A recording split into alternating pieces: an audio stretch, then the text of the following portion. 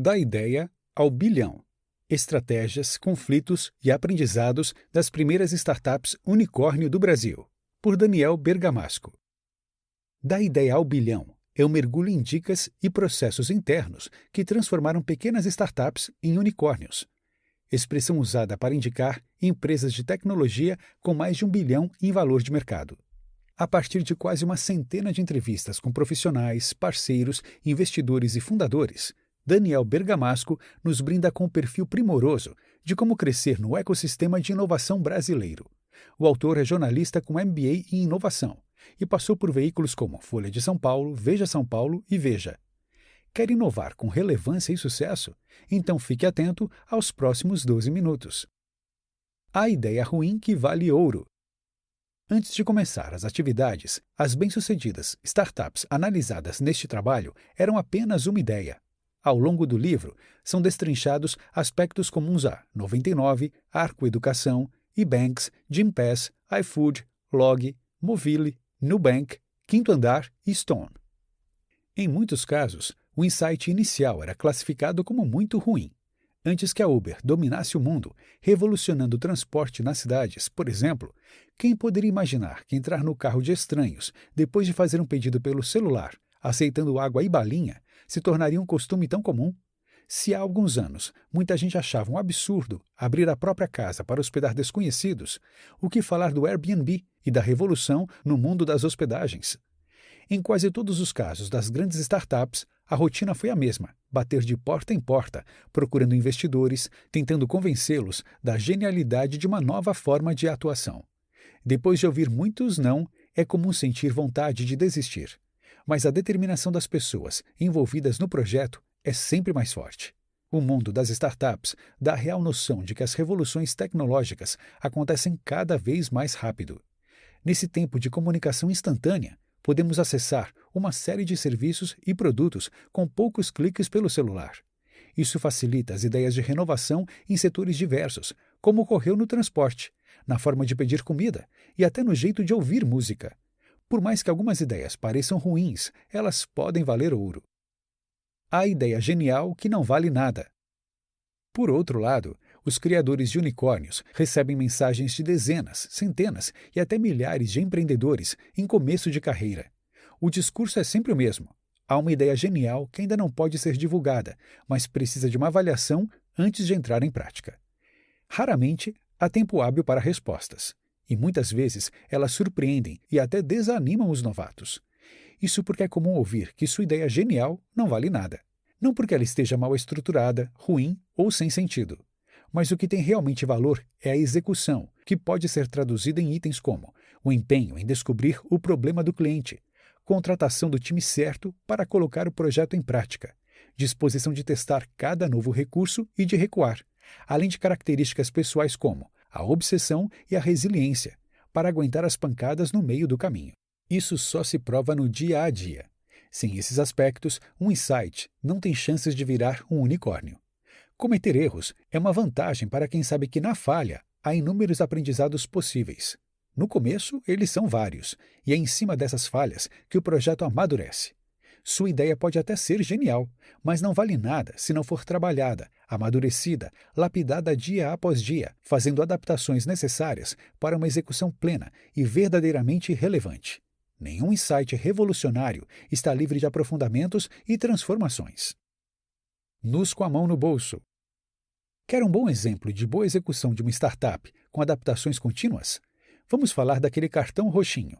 A primeira sílaba de Nubank soa como new, novo, em inglês. Mas por incrível que pareça, a intenção primordial era fazer alusão ao termo pelado, sem roupas. Seus fundadores queriam que a empresa fosse conhecida por oferecer um serviço despido de complicações, dados e informações difíceis de entender, como uma verdadeira pegadinha vitimando o consumidor. Não é à toa que as demonstrações de transparência no contato com os clientes costumam viralizar nas redes sociais. Para se ter uma ideia, no primeiro momento, sequer havia uma equipe de saque devidamente estruturada. Os telefonemas caíam diretamente nos celulares dos fundadores, que respondiam às mensagens uma a uma. Dá para imaginar o fundador de uma empresa lidando com reclamações dos compradores insatisfeitos? Com o passar do tempo, esses e outros aspectos da empresa foram se profissionalizando, a ponto de hoje a fintech ser uma das mais valorizadas do país.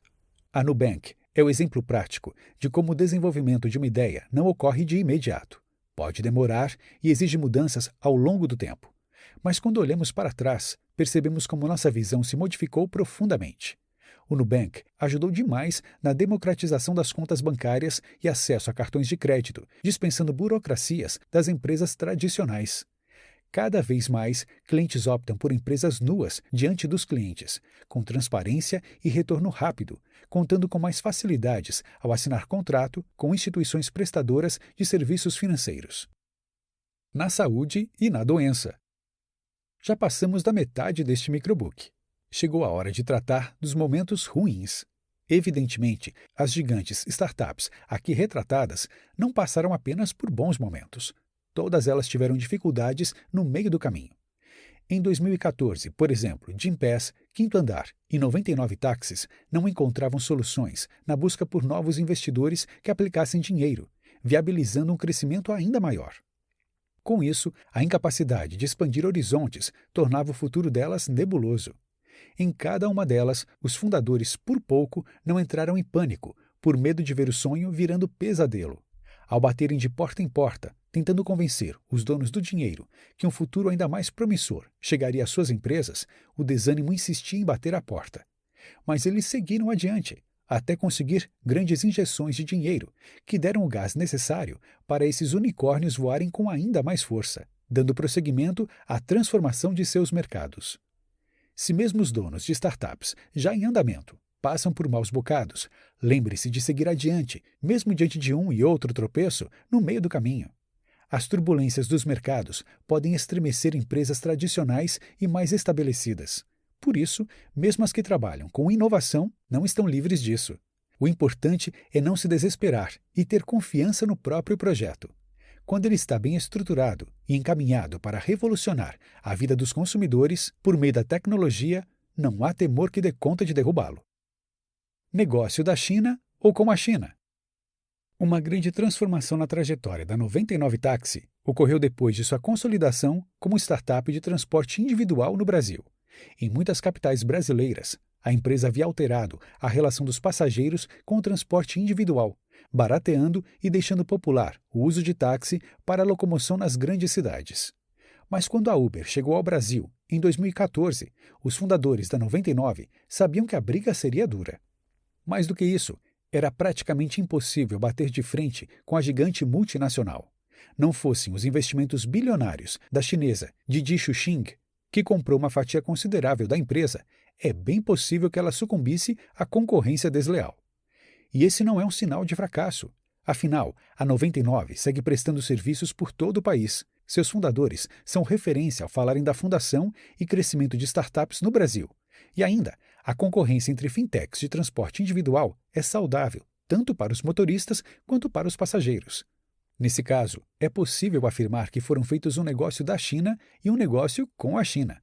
E todos saíram ganhando, provando como as startups vieram para ficar. E os grandes investidores estão permanentemente de olho nelas.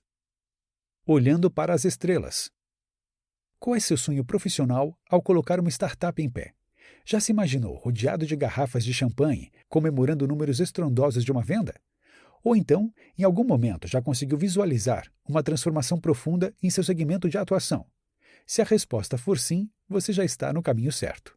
Isso porque todos os CEOs consultados para a realização deste trabalho ressaltam a importância de sonhar alto desde o começo das atividades. Muita gente acredita que mirar alto demais é o primeiro passo para uma queda ainda maior. Este é um erro comum de quem não consegue tornar realidade projetos arrojados. Quando ninguém acreditava na viabilidade em seu negócio, os donos de unicórnios já se enxergavam no topo. Desde o primeiro passo, todos sabiam da própria capacidade de chegar lá onde verdadeiramente estão. Como diz aquele antigo ditado, sonhar não custa nada, desde que ele se converta em metas e objetivos bem estruturados. Com trabalho realizado dia a dia e muita dedicação, é possível chegar lá. Mire no topo. Notas finais. Em muitos casos, não somos capazes de diferenciar as ideias geniais, que valem bilhões de dólares, daquelas dispensáveis. Outras vezes, tudo não passa de mera questão de atitude, planejamento e audácia. Neste microbook, foi dado um bom direcionamento de como as 10 principais startups brasileiras conseguiram trilhar o caminho do sucesso pleno, com profissionais arrojados e sem medo do fracasso. Se você tinha medo de seguir adiante ao tocar seu projeto, esperamos ter dado o empurrãozinho que faltava para novos rumos. Ser bem-sucedido também exige escolha e determinação. Dica do 12 minutos. Para aprender boas técnicas de negociação e bater todas as metas, confira o microbook Inteligência Emocional em Vendas.